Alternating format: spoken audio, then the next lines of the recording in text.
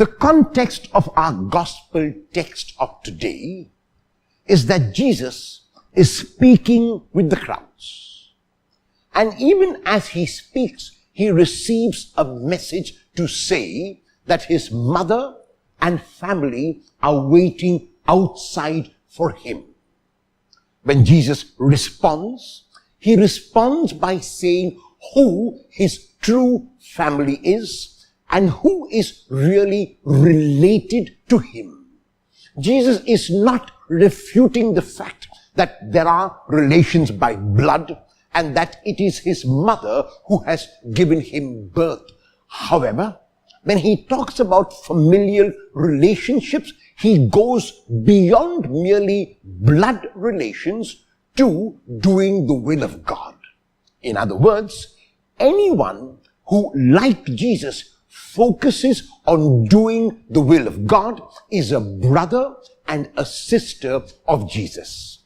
The disciples whom he has chosen follow him and emulate him in the doing of the will. And that is why when Jesus is told about his family, he looks and points at his disciples and says that his disciples are really his mother and brother and sister because they, like him, do God's will.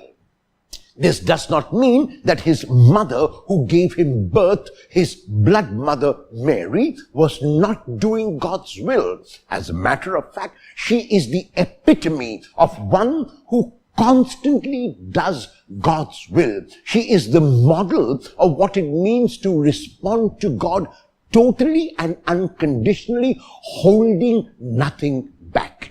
It is in the context of his mother that Jesus can talk about doing God's will because he saw in her an individual, a human being who did God's will to perfection.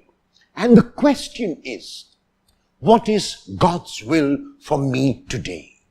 When I am faced with a situation in which I have to make a choice and both the options are good, then I got to discern, I got to reflect, I got to pray which of these good options will I choose and which of these options is doing God's will.